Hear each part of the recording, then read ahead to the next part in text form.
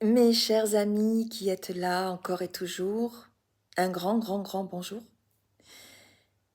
et un grand merci encore pour votre présence sur cette chaîne qui me tient à cœur.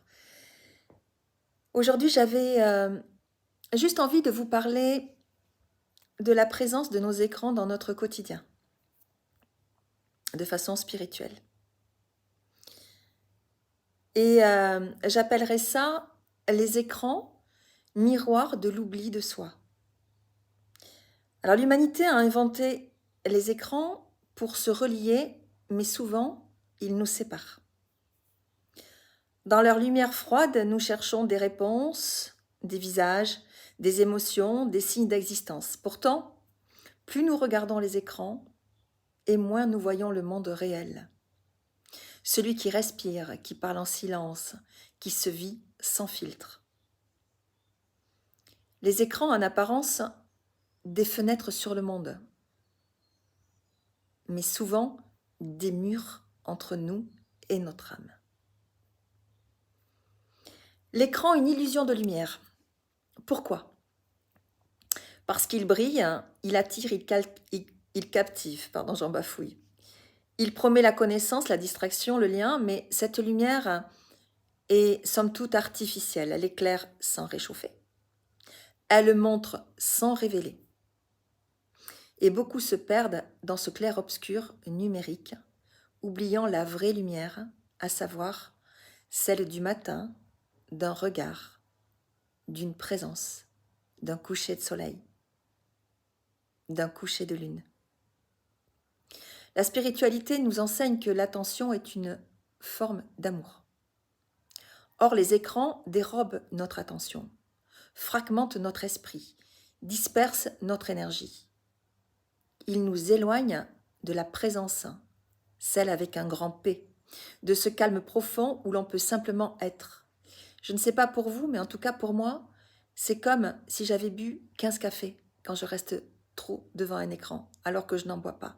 Et on sent une excitation, un énervement qui est là, latent, qui bouillonne, et qui à n'importe quel moment, pour n'importe quelle raison, peut jaillir comme ça, sans que l'on ne le contienne.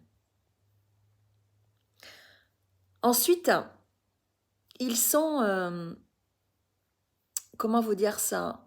Ils provoquent l'oubli, justement, de ce silence oublié. Les écrans remplissent chaque espace de bruit, d'image, de mouvement. Mais dans cette agitation, le silence disparaît, ce silence intérieur où l'on entend la voix du cœur. En cherchant à combler le vide, nous oublions que le vide n'est pas un manque. C'est l'espace sacré de la rencontre avec soi, avec Dieu, avec la vie. Ce vide-là est empli de présence. Les écrans nous distraient de ce face-à-face essentiel. Ils nous font fuir l'ennui, alors que c'est souvent dans l'ennui que naissent les grandes révélations, qu'apparaissent les vraies réponses. Ensuite, ils génèrent la perte du regard vivant. Quand nous vivons à travers les écrans, nous cessons de regarder vraiment. Nos yeux glissent sur des images, au lieu de se poser sur un arbre, un visage, un ciel changeant, un nuage, un coucher de soleil. Le regard devient consommation et non contemplation. La spiritualité invite, au contraire, à voir avec le cœur, à percevoir la beauté invisible derrière les formes. Or, l'écran, je viens d'avoir une coupure d'électricité, 1000 pardons. Or, l'écran, j'en étais là, je crois. Or, l'écran, lui, il fige, il simplifie, il réduit la profondeur du réel à une surface lumineuse. Donc, pour conclure, je dirais que les écrans ne sont pas le mal, ils sont le reflet de notre époque, un outil puissant qui révèle notre soif d'être vu, compris, relié.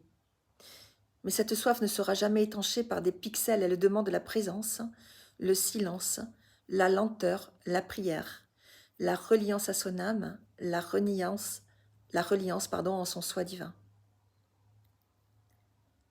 Elle demande la lenteur et la prière, tout ce que les écrans ont tendance à effacer. Réapprendre à poser le téléphone, à écouter le vent, à regarder quelqu'un dans les yeux, c'est retrouver le sacré du quotidien. Chaque instant, sans écran, est une prière muette, celle d'un être humain qui revient à lui-même. Par pitié, préservez vos enfants tant que vous le pouvez de ces écrans qui sont, in fine, maléfiques, qui vont empêcher l'autre et l'enfant, ou celui qui est trop plongé dedans, de penser, de discerner. Ne vous laissez plus guider par ces images froides, telles des papiers glacés. Reconnectez-vous à votre soi divin, à votre conscience supérieure. Ça ne passera pas par les écrans. Ça passera par votre intérieur, par votre cœur et par votre âme. Merci à vous encore. Merci d'être là, merci de diffuser, de partager, de mettre des pouces, parce que ainsi, cela touchera beaucoup plus de monde grâce à vous. Et n'oubliez pas, vous êtes magique parce que votre âme agit.